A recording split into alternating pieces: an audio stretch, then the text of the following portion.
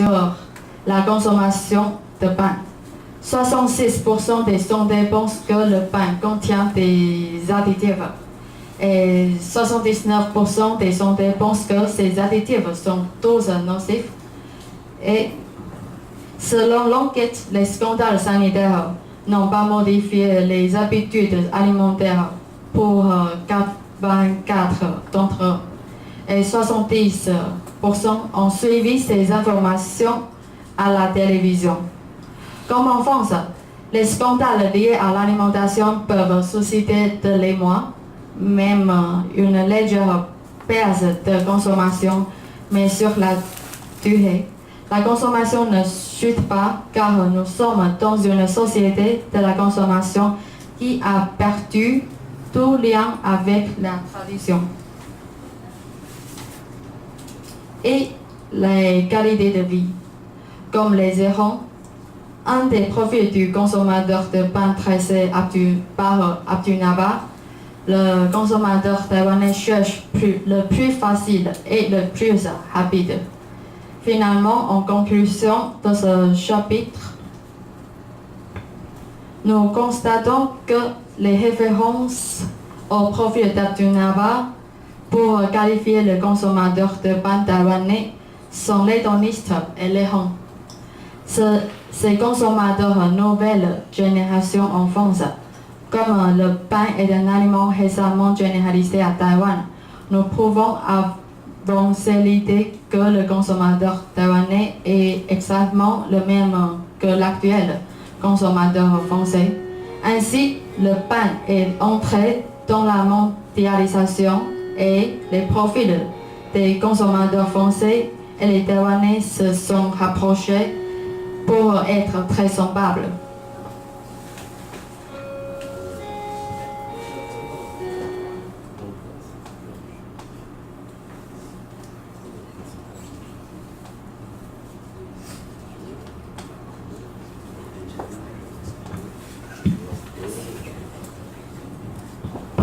Alors, je vais profiter de cette conclusion pour justement vous montrer une petite enquête qui a été faite par l'Observatoire du pain à Paris sur l'image qu'ont les Français du pain. Et tout à l'heure on en parlait, et vous allez entendre la même chose qui a été dite là.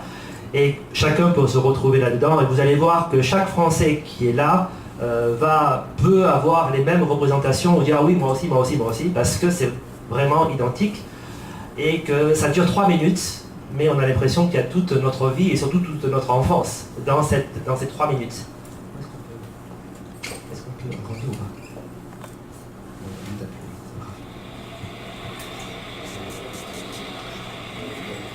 Quand j'allais faire les courses avec ma mère, voilà, ça sentait bon, ça me donnait envie de manger. Donc voilà, j'ai acheté des croissants et du pain aussi. Les baguettes bien chaudes que je mangeais dès la sortie de la boulangerie avant d'arriver à la maison. Sur le siège arrière de la voiture, oui, ça je m'en souviens, il n'en restait plus grand chose quand on arrivait à la maison. Depuis petite, je mange toujours du pain. Je ne peux pas passer prendre mon petit déjeuner si je n'ai pas de pain. Mon plus ancien souvenir lié au pain, pour tout vous dire, c'est mon grand-père, pour qui j'allais chercher une baguette de pain, qui avait bien des baguettes de pain bien cuites, et qui s'asseyait à table avant de déjeuner, qui retournait le pain et qui faisait une croix derrière le pain avant de manger. Croustillant. Bien frais, enfin voilà. Il y a plein d'étiquettes pour avoir du pain, et on n'en avait pas. Alors par conséquent, des souvenirs de manque. Aujourd'hui, je me rattrape parce que compter, je suis beaucoup plus vieux. J'allais chercher le pain quand j'étais petite. C'était les baguettes viennoises pour la famille. À la campagne, c'était des gros pains et qu'on vendait au poids à l'époque. Et c'était l'odeur et croustillant. Moi, je suis tout petit depuis que j'ai des dents. Un repas sans pain, pour moi, c'est pas un repas. Moi, personnellement, je ne peux pas manger sans pain. Je peux pas remplacer du pain. Ça, c'est certain que non. Tous les repas, il faut qu'il y ait du pain. On ne peut pas vivre sans pain, je pense pas. On peut vivre... Non, on ne peut pas vivre sans pain. Sans pain, on ne peut pas vivre. Non, c'est quelque chose de magnifique. J'adore le pain, c'est la vérité. Je le prends le matin, midi et soir. Le matin et le soir. Parce que le midi, souvent, je ne mange pas. Je bosse. Les enfants, ils en mangent tous les jours, quoi. Tous les matins, petit déjeuner, pain, beurre, confiture, c'est très important. Tous les jours, matin, midi et soir. Je ne peux pas en manger sans pain. C'est Sinon après j'ai toujours faim. J'aime bien varier les pains et en manger un peu à tous les repas. C'est un tout. Avec une viande, des légumes, voilà, c'est un tout. Enfin, moi j'adore ce qu'on pas. Tous les jours, tous les repas. Et puis ça dépend. Si c'est des plats africains, non. Et si c'est des plats français, oui. À chaque repas, il y a toujours du pain avec l'entrée ou quoi. Avec du beurre aussi. Et quoi d'autre? Je fais des tartines en fait, avec du Nutella et friture. Ça c'est mon assiette et aussi je me fais souvent des sandwichs. Donc voilà, je le prends tous les jours. C'est toujours sympathique d'entendre le pain croustillant qui se déchire d'entre vos doigts et vous boirez une bonne tartine. C'est quelque chose qui est propre à la France, alors ça accompagne un peu tout. Moi j'ai une bonne boulangerie en bas de chez moi et j'adore prendre le pain chez elle et tous mes repas j'adore manger avec de pain. C'est pas du tout démodé. J'ai pas mal voyagé et c'est vrai que j'aime bien retrouver ma baguette quand je retrouve en France. Je travaille à côté, j'habite à 50 km, donc voilà, le sandwich c'est l'idéal. Le pain est devenu quelque chose de bon alors que du temps très lointain où j'étais petite il n'était pas bon.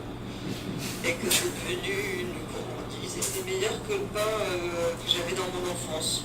On a retrouvé le pain. Bien sûr, on est français. C'est pas parce que c'est ancien que ça va me dépasser, ça restera toujours bon même si c'est vieux. Il ne sera pas dépassé, c'est un féculent, on a toujours besoin de féculents.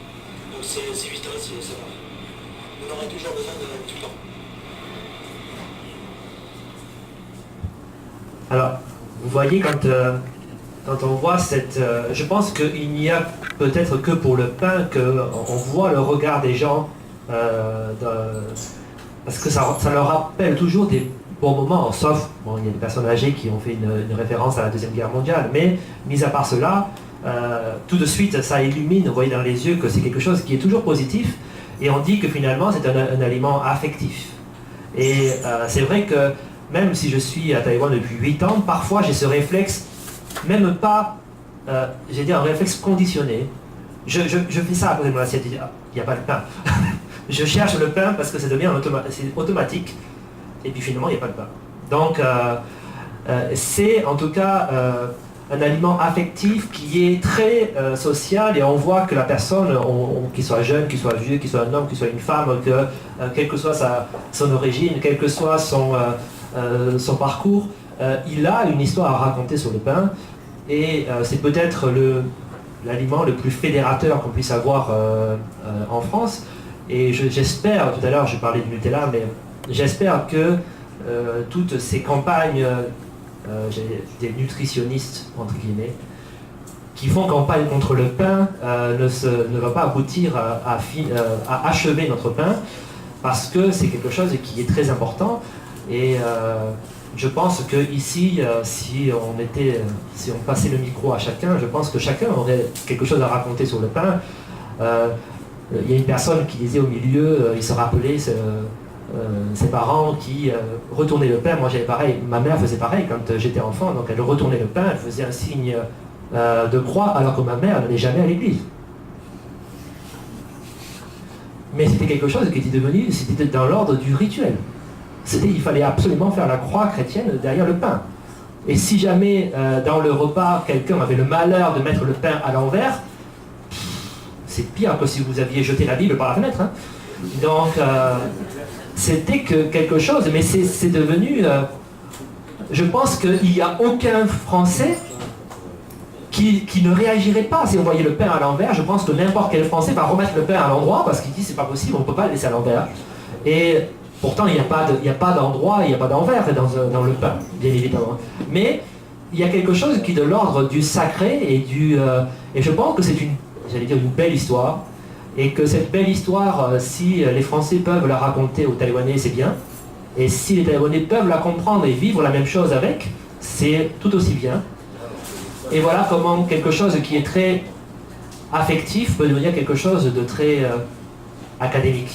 Et donc, je suis content en tant que Français et d'enseignant de pouvoir transmettre cela auprès des jeunes générations taïwanaises francophones. Et bien évidemment, je vous encourage à acheter du pain aussi. Alors je tiens à dire, parce que comme je fais ça pour beaucoup d'entreprises différentes, je ne suis pas sponsorisé par le pain français, personne ne me paye, mais en tout cas, je le dis en tant que Français. Et ça me tient à cœur. Je pourrais dire la même chose avec le vin par exemple aussi, qui sont des produits qui sont qu'il faut respecter et qu'il faut faire la promotion. Bien, j'ai fini. Nous avons fini. Tu as fini? Ah, c'est une bonne conjugaison. J'ai fini, tu as fini, nous avons fini. Donc, voilà, merci.